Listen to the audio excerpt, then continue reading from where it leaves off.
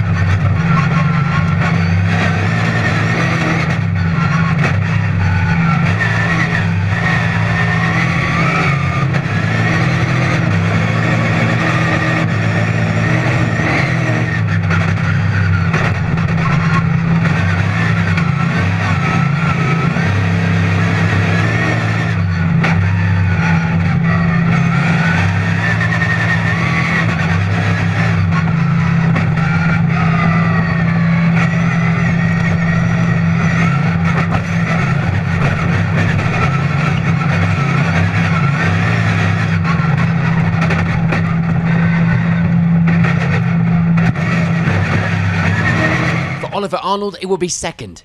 There could be some advantage to running on your own farm, but no matter how well you know the place, these things still take plenty of skill to drive and very little effort to get wrong. Third place at this stage will belong to Warren Roper, first of the 6i class and first of the Northern Off-Road Club that were joining the AWDC this weekend, 21 seconds behind Arnold at this stage. Richard Copsey will be the second of the Northern Off-Road drivers, lying in 4th at this stage and 3rd in the 8i class. Times were close, just a single second between himself and Roper ahead.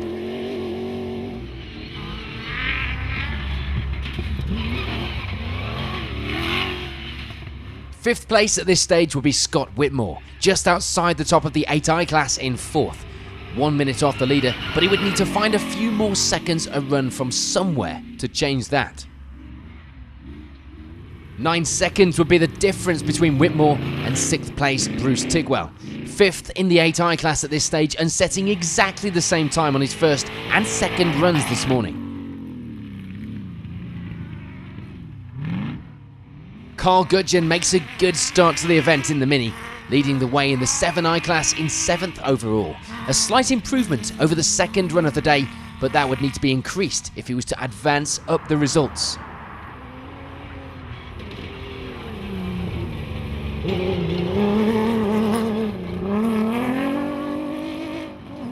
Adam Evans would be one of a handful of people here this weekend in a buggy. Aimed at a more affordable way into the sport, these things certainly were capable in the right hands. For now, it will be 8th overall and 2nd in the 6i class. Just inside the top 10 in 9th overall was Liam McGrath. A great start, leading the way in Class 8 and on an identical time overall to Evans ahead. And rounding out the top 10 was Martin Hounsell, a little off the pace in the 8i class with 6th, but only 1 second back from the pair ahead in 8th and 9th. In some of the classes outside the top 10, it will be 11th overall and 2nd in Class 8 for Cameron Jones, just a further 3 seconds back from Hounsell in 10th. Ian Gregg has a good start to the event. He takes the lead in Class 1. In fact, that wouldn't be hard, as he was the only one in that class. He is, however, sat at the right end of the overall results in 12th. And just 1 place, 3 seconds behind Greg, would be Alan Kirkland, 3rd in Class 8 at this stage and 13th on our leaderboard. Tom Rimmel would be about a minute off the Class 7i lead at this stage. Not quite on the pace, as we've seen him at times this season so far, but there were still plenty more runs to go. It's the Class 2 lead for Andrew Robinson, but just like Ian Gregg up ahead, he would be in a class on his own. It wasn't going to stop him fighting amongst the overall times though.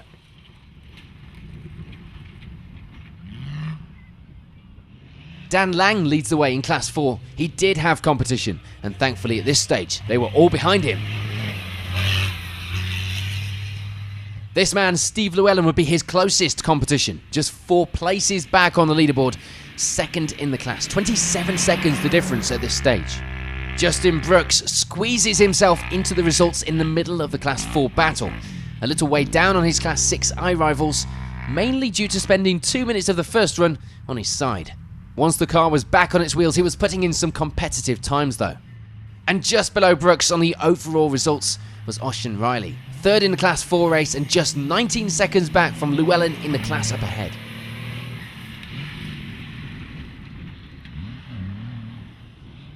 Just a couple of Class 7 drivers here this weekend, and it's the early lead for John Solis in that class. A good lead as well of over a minute. And second in Class 7, a few places back overall, would be Neil Bass. Between those two would be Gary Port, the only driver in Class 5 and lying in 32nd on the overall leaderboard. And for Tim Philpott, it would be a bad morning. A maximum on run 2, dropping him down to third in the 7i class, some way off the leaders.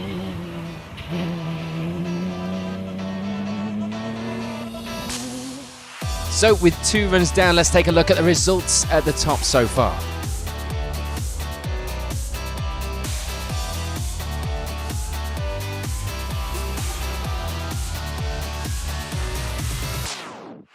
On to the next few runs, and it would still be the lead for Chris Bird. The advantage had now grown, with the lead up to almost a minute.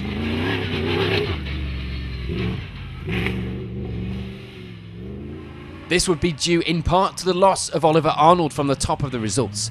A maximum on run 3, dropping him down into 28th position. Richard Copsey has a good couple of runs to move up the results into second overall. And indeed, in the 8i class, the gap behind him was growing too. This also helped with the loss of Warren Roper from the top of the results. 2 maximums in these runs, dropping him down and out of the results altogether.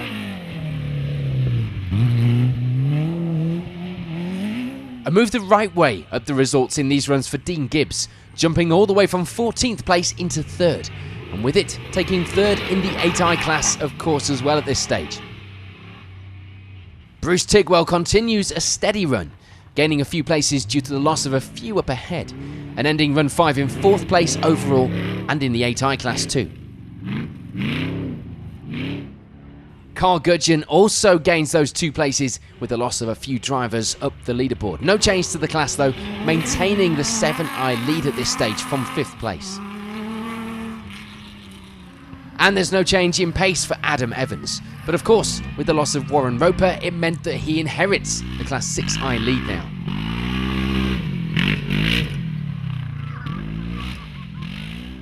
A move from 12th to 7th for Ian Gregg in this loop. The Class 1 victory his if he could keep it going. So the aim now will be to climb the top 10. No change for Liam McGrath over these runs, keeping hold of the Class 8 lead. But things were certainly close. He couldn't back off.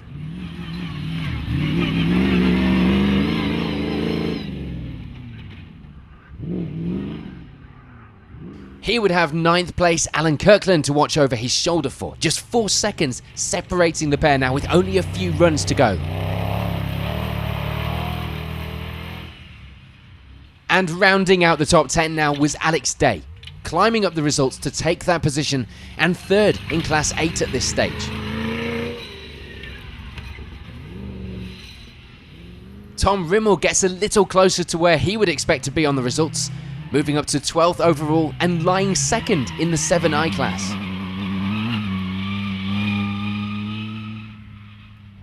It's a big comeback now for Justin Brooks after his role earlier on.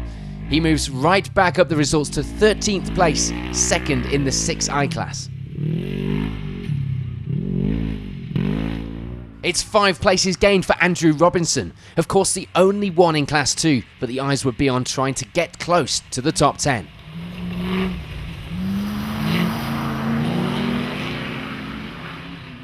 Steve Llewellyn has a good few runs, a steady and consistent pace, meaning he moves up the overall results, getting himself into the Class 4 lead.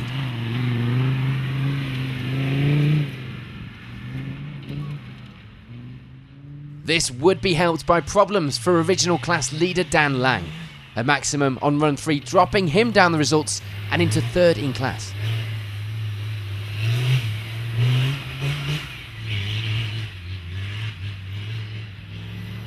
And all of this, of course, means that Oisin Riley would inherit that 2nd in class at this stage, and of course a few places gained overall too.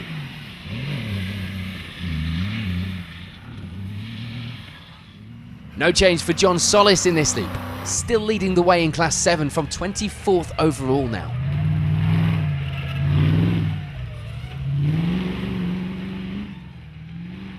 Change in the 6i class means that Andrew Kent inherits 3rd place in these runs, moving up to 25th on the leaderboard.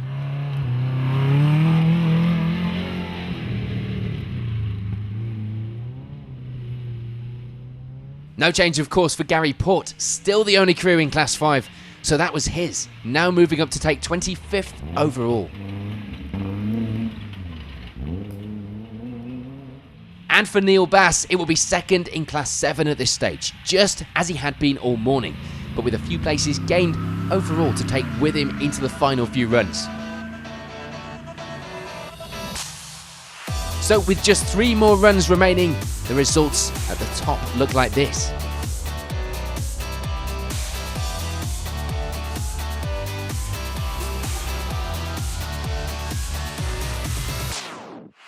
On to the final results then, and sadly for Tim Philpott, there was nothing to be gained after the morning's problems. He ends the day with 29th overall, 3rd in the 7i class. Dan Lang unfortunately misses out too. His drop down the results to 3rd in Class 4 is where he would remain, 28th overall at the finish. Neil Bass rounds out the 2 finishes in Class 7, 2nd in the class, 26th overall.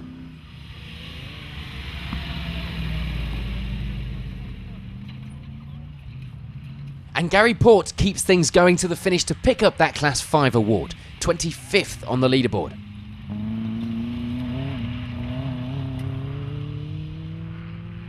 Andrew Kent, meanwhile, gains a place in this final loop, picking up 2nd in the 6i class in 24th place.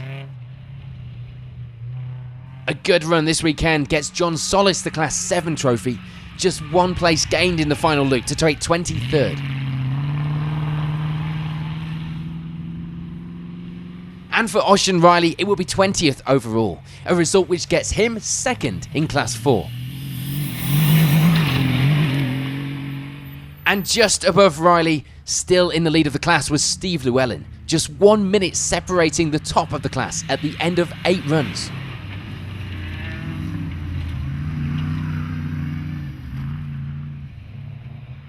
No problems for lone Class 2 runner Andrew Robinson. He, of course, takes the class victory and ends the day with 15th overall still. Mark Potts makes a last-minute move into the final position at the top of the 8i class, 3rd in the class and 13th overall here in Norfolk. Tom Rimmel doesn't quite manage the result he would have wanted, but 12th overall and 2nd in the 7i class was a good enough finish this weekend.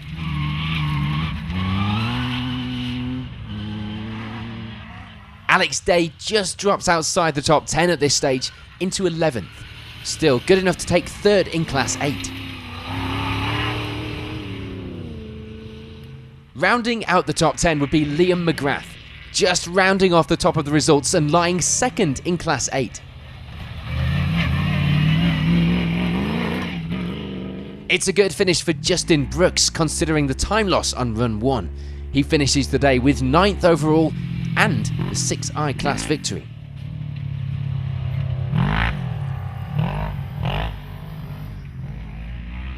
With that drop down the results a little for Liam McGrath, it would be the Class 8 victory for Alan Kirkland, taking the class win with 8th on the leaderboard. And Ian Gregg maintains his steady run to end the day with 7th overall, and of course the Class 1 win.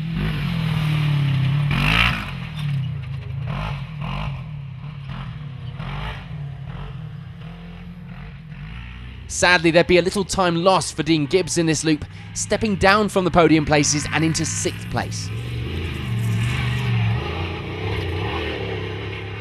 For Carl Gudgeon, it would be a good finish in the Mini, taking the 7i class victory as they end the event in 5th overall.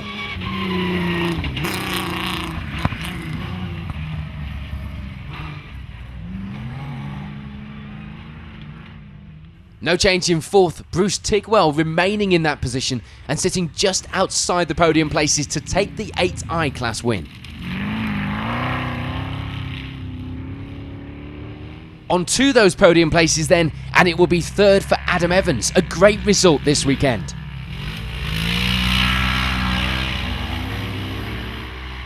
No change in 2nd, that place still held by Richard Copsey. A great finish and remaining within a minute of that lead position.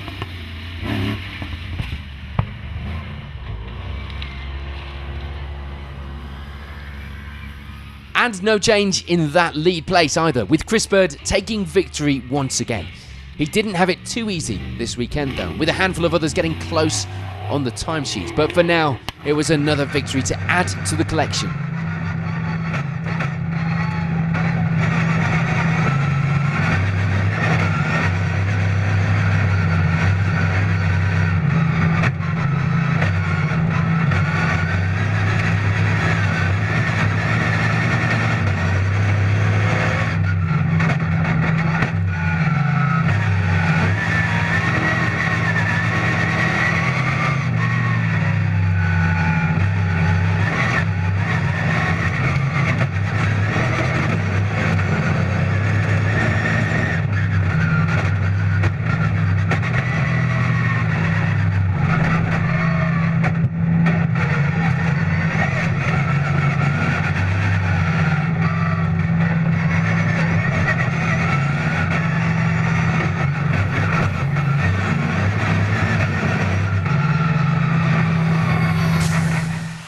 So with round 5 complete, here in Norfolk it's Chris Bird who takes the victory. Richard Copsey happy to take 2nd after a close battle all day.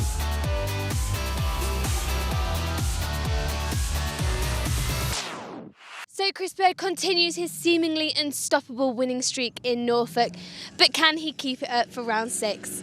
Let's head over to the stage for all of the action. Round 6 of the championship, the Ravenhill Limited and Milner Off-Road sponsored event takes place at Sweet Lamb in Wales.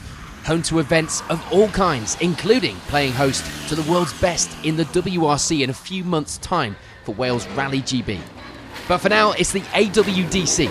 And onto the first couple of runs. After a wet night, the conditions would start a little slippy in places, but very quickly they'd dry out. But for Chris Bird, it would be the early lead regardless. A lead of just over 1 minute after the first 3 runs of the day.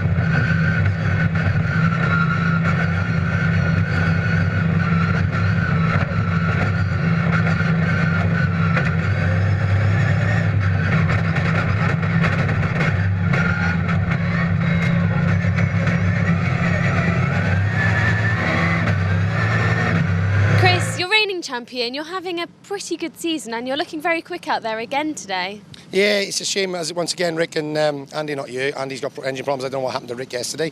We're just trying to keep it smooth. We've won most of them this year and the championship's there to do, I suppose. We're consistent now and don't break it. So it's steady really again.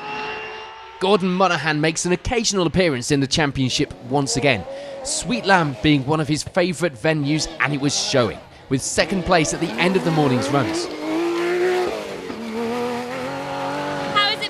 Out there this morning? I'm enjoying it. I can't beat Sweet Lamb. It's a brilliant place. We did see you coming down here. We were told about that, yeah. I didn't realise that it was so bad when I was in here. Unfortunately for Rob SKONE, a broken CV joint would mean half of the first stage was done in 2-wheel drive.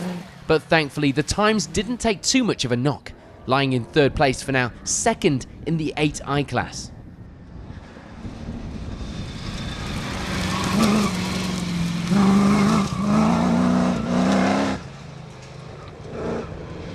it gone for you this morning? First lap we had a broken CV, so we did probably half a course in two-wheel drive. But from then, pretty good actually. We had to do 2 laps back to back. But I think we're third at the moment, so pretty good. Toby Jefferson makes a good start to the event, 4th place for now, and enjoying the feeling inside the car. He would be lying just 4 seconds behind SKONE up ahead for the podium places.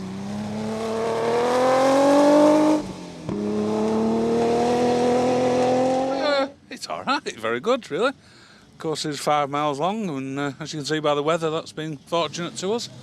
The course is cleaning up, all the gravel's coming off a couple of the nice tracks, so it makes it a bit more grippy and a bit more confident in the corners. So we've done 3 laps. We've just got a little bit quicker each lap. Don't know where we are in the overall position. Not that bothered. Just here having some fun. ROCHELLE makes a return to the stages in a borrowed car from Tim Henry. And despite the time away, it will be a good start as well. 5th place for now, 3rd in the 8i class. So I've heard that this is a borrowed car today. How's it looking after you? It's going great. It's a fab car. Tim Henry's very kindly let me drive it this weekend. So we're out there playing, having a good time. And yeah, back into it. Back where we left off and loving it. Sweet Lamb will be the first time out this year for Sean Wilkinson in that Metro 6R 4-bodied car. And things were going well considering the limited confidence and seat time. 6th place for now, 3rd of the 7i class runners. How have you guys found this morning? Very good. It's the first time out this year, so we're getting to grips with everything really. Taking it easy. But yeah, all good.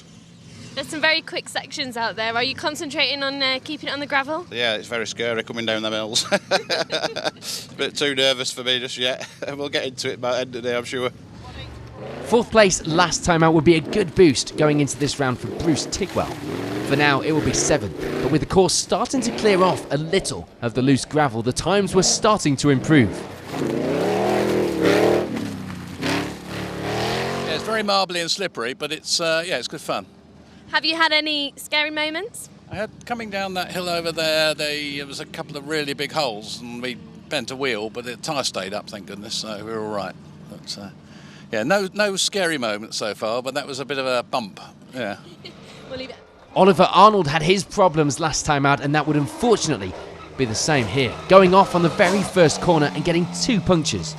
Unfortunately, it would be power steering problems though that lost him the most time. 8th position for now.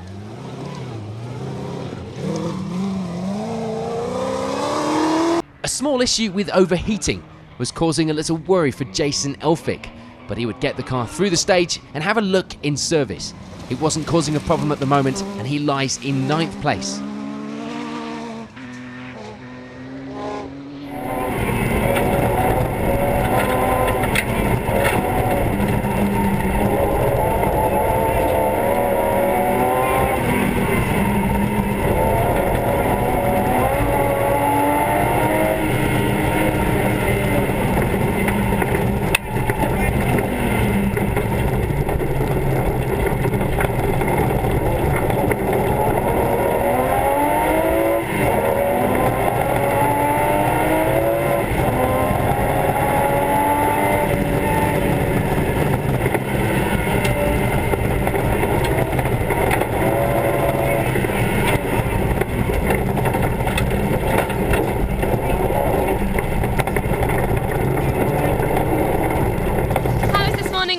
It's going really well. We had a couple of issues with the fan relay cutting out, so we were overheating a bit. But other than that, touchwood, it's going brilliant.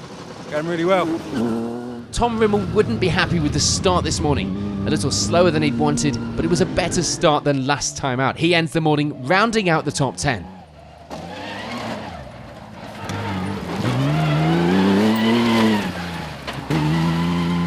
We set off a bit slow. I think we were asleep the first lap, but we're catching up.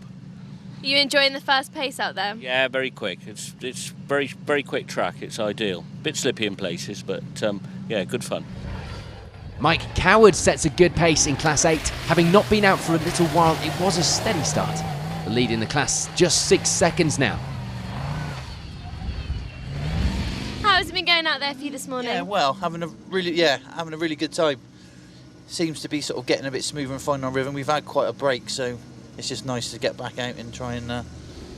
Chasing him down for that Class 8 lead was Alex Day, second in the class for now, but the times were close enough for a push on the next few runs.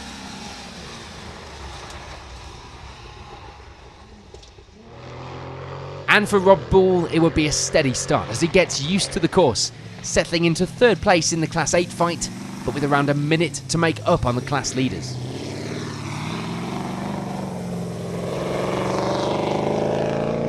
How's it been going out there for you this morning? Yeah, very well, thanks. Yeah, very fast, just so we like it. Any scary moments? Yeah, there's plenty of them. Yeah, there is. Yeah. Getting used to it a bit now, though. Yeah, it's going all right, thank you. Steve LLEWELLYN, meanwhile, makes a good start to the event, leading the way in Class 4 and happy with the pace. But the battle for this class was also going to be close. Oh, excellent today. Yeah, really fast. We're still on the ground. We're still in one piece, and I hope every lap stays the same. Yeah. It is very fast, as you said, and the car seems to be skipping around a bit. Have you had any scary moments? One or two slippy bits where the the rear end, I should say, tries to overtake the front, but plant your foot on the floor and hey ho. It would only be a 3-second gap between LLEWELLYN in first and Austin Riley in second. 3 seconds over 3 runs was a sign that this weekend would be a great battle in Class 4. Sadly for Rich Mitchell, it wouldn't be so close to that lead in the class. He lies in third, but there will be around 2 minutes difference at this stage. The Class 7 battle would have a little more of an advantage, with Lee Potter taking control of that class and leading going into the next few runs.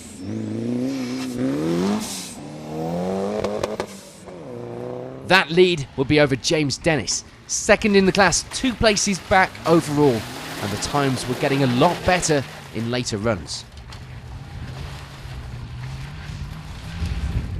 How's it been going for you this morning? It's good. It's good. It's a nice track, quite dry, kind of tricky bits, but it's all right. Yeah, it's all right. It's good. Could we do it a bit longer, probably? It's a bit short, really, but it's a nice day out. We haven't been for a couple of days. We tried to race this day. We rolled it over in Minehead, so that was a little bit of fun on 2 wheels for almost the longest time you could imagine, really. But all good, thanks. And you've just said that you've got a new recruit. Yeah, my son Alfie, first time out. He's a go-karting fan, so he go-karts as a hobby. But he's learning this one now. So with 3 runs complete, it's Chris Bird leading the way, and a good few battles forming throughout the classes below as well.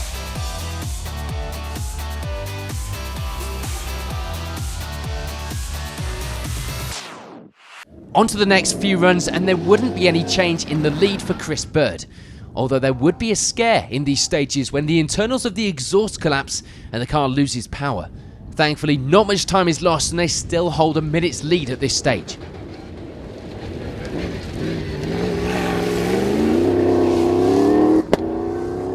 Chris, just a few more stages to go. Are you feeling confident? No, we've got a bit of a problem with it. We changed the exhaust because it lost power on the last run. So we don't quite know whether we fixed it. We'll find out in 5 minutes. No change for Gordon Monaghan in second place either. Still enjoying the stage here at Sweet Lamb, and the pace still looking good. They may be a minute off the lead, but there was also a minute behind, securing that second place for now.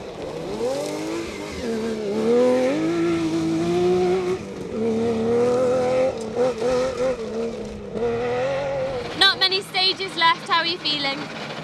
I'm pretty confident around where we are at the moment, so just try and keep it together now, but enjoying it as well.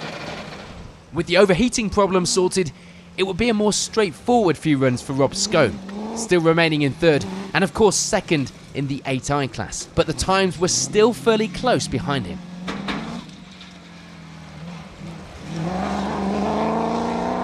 Not many stages left. Is everything still going okay? Yeah, I mean, I think we're still third at the moment, so just try and keep the pace we're going. I think Toby's about 15-20 seconds behind, but we're doing similar times now. So, touch wood, everything's going okay. SKONE would still have Toby Jefferson chasing him down.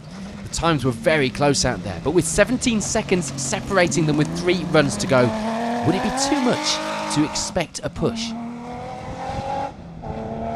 I've heard said you've got a little bit of a battle going on. How are you feeling going into the last few? Yeah, we've got a battle with third overall Rob SKONE. He's got about 17 seconds on us. We just matched our last times, we're exactly the same, so I don't think we can do that. We've got a bit of a personal battle on with Sean Wilkinson in the Metro 6R4 because he's his best friend and business partner, so we're just going to pull up behind him and hopefully push him along a little bit because he'd been caught napping this morning, so we'll see if we can egg him on a bit. Oliver Arnold was having some better luck now. When it was working, it was going well. He moves up the results into 5th and setting some competitive times now as well.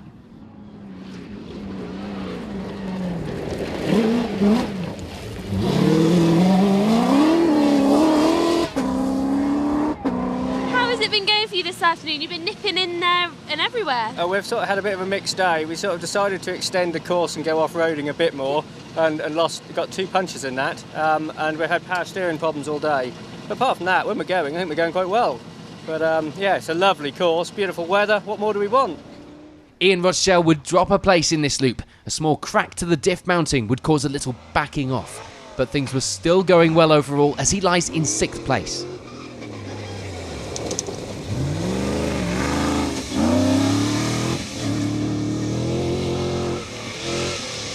How's it been going for you this afternoon? Fantastic. We're out for lap 7 in a second, so yeah, all is good. We had a little crack, I think, on the diff mounting, but we're trying to nurse it and pedalling along just fine, thanks. And Sean Wilkinson was getting a little more used to things now after getting a few runs out of the way. Things still going well, 7th place overall and 3rd in the 7 I-Class. Only a few more stages left. How are you feeling? Still nervous, still petrified, but we'll get there at the end, I'm sure. Do you feel like you've really got to grips with the course today? Yeah, I've not been in car for a long time, so I'm just feeling my way about. And but it's the downhills that I'm still petrified about. But we're getting there, you know. I'm scared watching those downhills. I just got to take it all in one piece, or wife will kill me. No problems for Bruce Tigwell. Things were still going to plan, and he was happy with the performance. For now, it will be 8th, but there were a few places within reach going into the final runs of the day.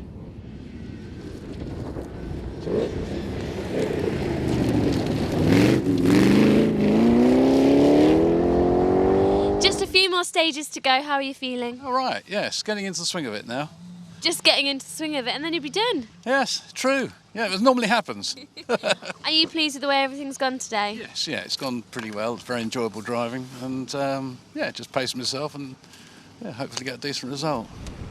Tom Rimmel makes a move the right way up the results to end this loop with 9th, moving up to 4th in the 7 I-Class in the process.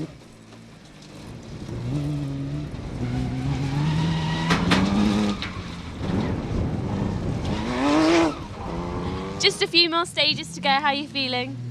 Yeah, good. Our times are stabilised, so we're doing about 7:55s, and all the 7 I's seem to be within a few seconds of each other. So, yeah, it'll be just down to the last 3 laps by the looks of it. Does that mean you're going out there to really push on? I think we're going to push quite hard, yeah. And for Jason Elphick, it will be a drop down a place into 10th. Taking 5th in the 7 I-Class, only 18 seconds between these 2 class rivals at this stage. Just a few more stages, how are you feeling? Feeling good, the car's feeling good at the minute. We've sorted out our overheating problem. Just trying to grow a bigger pair to keep it in. So, other than that, it's going all right. It's all changed now in Class 8, as previous class leader Mike Coward drops down the results with a maximum on run 6. This means that for Alex Day, it would be the class lead now, taking that lead from Coward in the final run of this loop and moving up 1 place overall to 12th.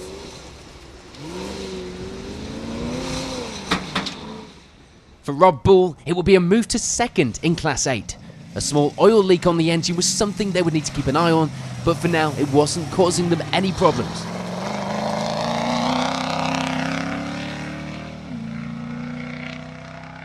It had been a bad start to the event for Jason Nicol. Feeling ill after each of the runs, but with a championship to think about, he had to keep going. He manages to jump into 3rd in Class 8 now.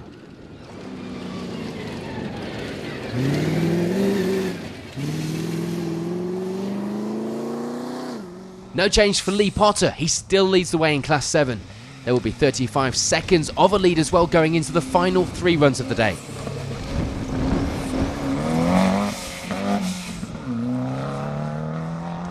So for James Dennis, it will be second in the class for now. Happy with the pace, as it was really just out for fun. Not on the overall pace, of course, but enjoying the little class battle they had going on.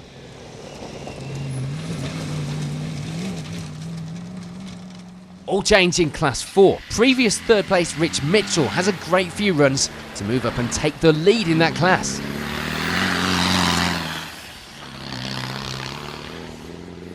This would be due in part to problems for Steve LLEWELLYN. Almost 10 minutes lost on run 5, dropping him outside the top of the class.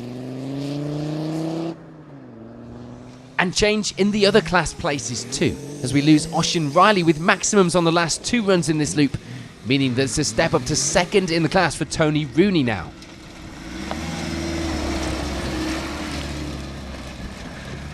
And all of this change also means a jump up the results for Stuart Bowler.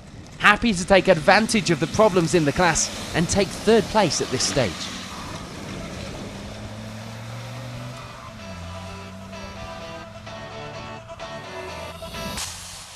So with just 3 more runs left to go here at Sweetland, there isn't much change at the top, but there are a number of close battles waiting to be decided.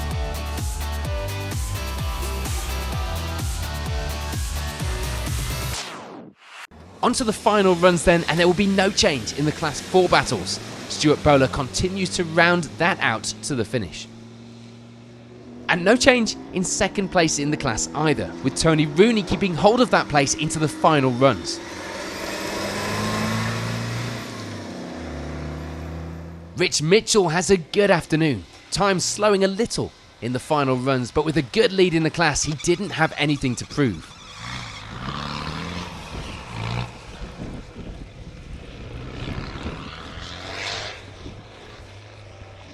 Unfortunately for James Dennis, there will be no change in the Class 7 result. That gap, too much to change in the final runs, and he would have to settle for 2nd place. And that means that for Lee Potter, it would be the class victory. A lead he'd held all day, and a good result at the end of the 9 runs. A bit of a salvage mission for Jason Nichol this weekend, taking 3rd place in the class, 8 points this weekend. Probably wanting to just give up after not feeling his best, but the championship finish was all important, of course.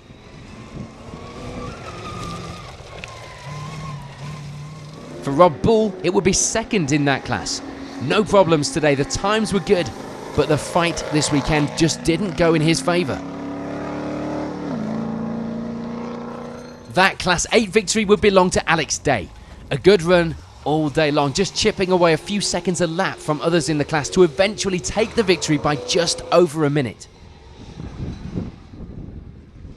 On to our top 10 then here at Sweetlam, and it will be 10th place still for Jason Elphick, a result which gets him 3rd in the 7i class this weekend.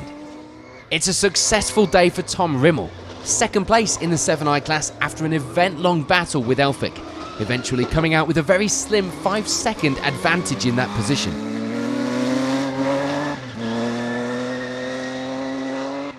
And Sean Wilkinson has a great weekend in the car after not competing all year.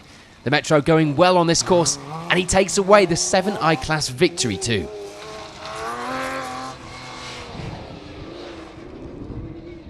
It will be a steady but good paced run for Bruce Tigwell. Maybe not at the top of the results like he would have wanted, but a good run to end the event with 7th overall and 4th in the 8i class. That precarious cracked mounting didn't give any further problems for Ian Rochelle in the final runs, ending the event with 6th place and taking 3rd in the 8i class, but most importantly, returning the car back to its owner in one piece. Oliver Arnold eventually gets through all of his runs and gets to the end of the event with 5th. It hadn't been an easy weekend, and this result would of course be a welcomed one given the various issues.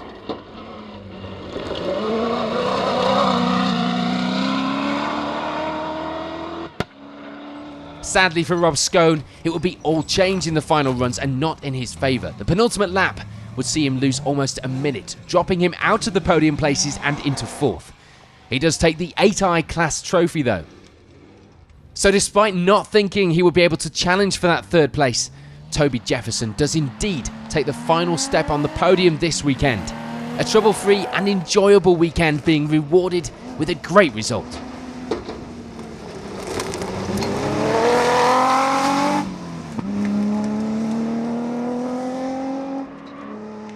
And the same could be said for Gordon Monaghan. He ends the event with 2nd place, a position he'd held all day.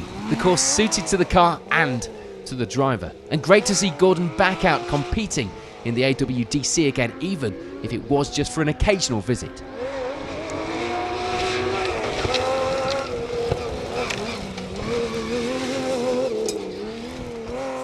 But with that exhaust repaired and things back to normal, it would be victory once again for Chris Bird. It hadn't been as plain sailing as usual perhaps, but it was a win nonetheless. A good result at the next round at Walters Arena could secure him the title again for 2015. But that would of course mean the pressure was on.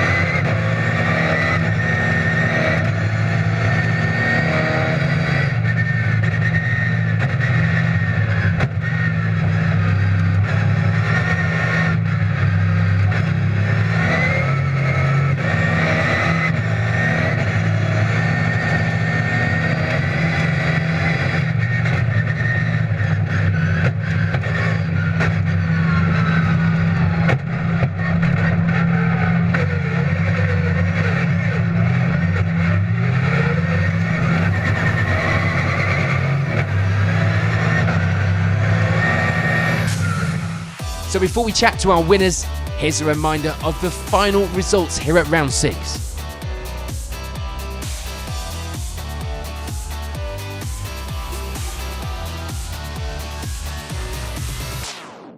Congratulations, Chris. Another win to add to the record.